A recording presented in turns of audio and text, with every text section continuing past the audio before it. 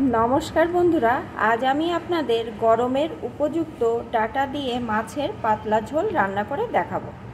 তার জন্য এখানে আমি কয়েকটা ডাঁটাকে ছোট ছোট টুকরো করে কেটে ভালো করে ধুয়ে নিয়ে নিয়েছি।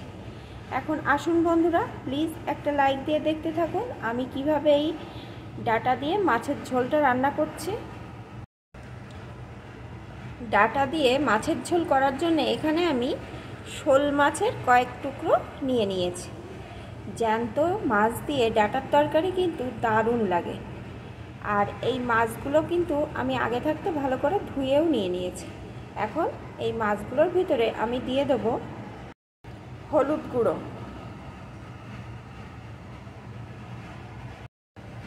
লবণ।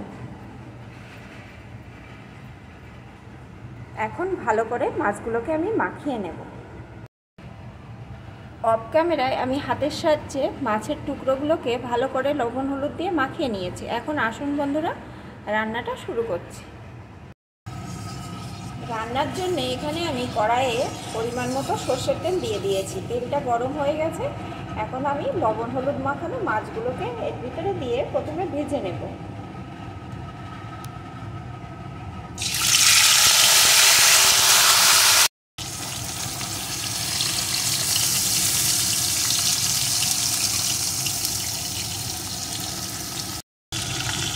মাছগুলো আমার লাল লাল করে সুন্দর ভেজে নেওয়া হয়ে গেছে। এখন এগুলোকে তুলে নেব, নিয়ে বাকি মাছগুলোকে এই একইভাবে ভেজে নেব। সব মাছগুলো আমি ভেজে তুলে নিয়েছি। এখন এই তেলের ভিতরে দিয়ে দেবো গোটা জিরে, একটা শুকনো লঙ্কা। ফোড়নটাকে ভালো করে ভেজে নেব।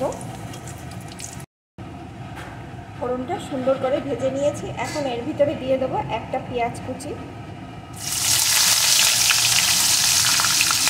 পেঁয়াজ কুচিটাও একটু ভেজে নেব।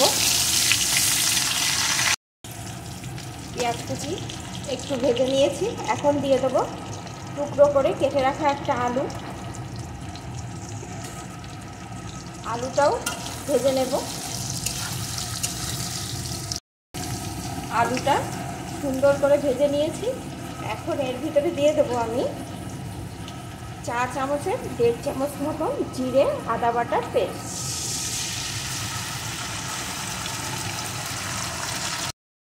সাথে দিয়ে দেবো কয়েকটা চেরা কাঁচা লঙ্কা,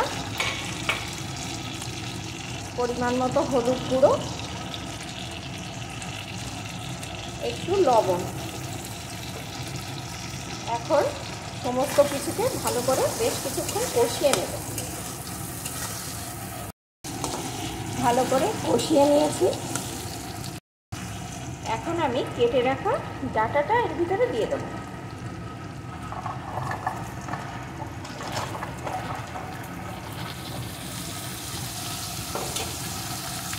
এখন ডাঁটাটাও একটু কষিয়ে নেব।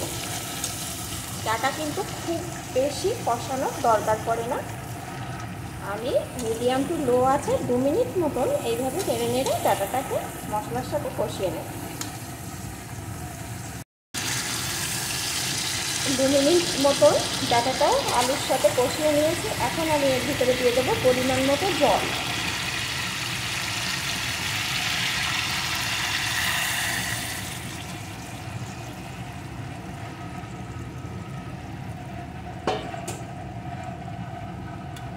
এখন বেশ কিছুক্ষণ ফুটিয়ে নেব।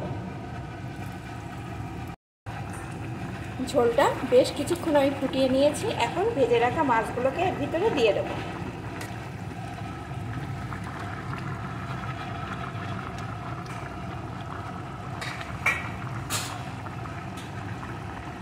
এখন আরও কিছুক্ষণ ফুটিয়ে নেব।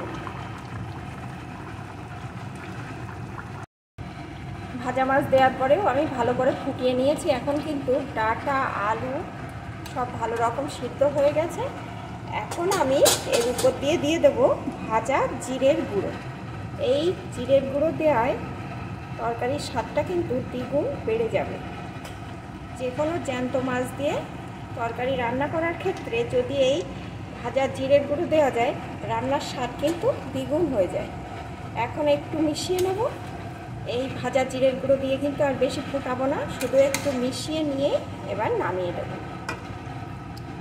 বন্ধুরা এখানে কিন্তু আমার একদম রেডি হয়ে গেছে হালকা পাতলা ডাটা দিয়ে মাছের ঝোল।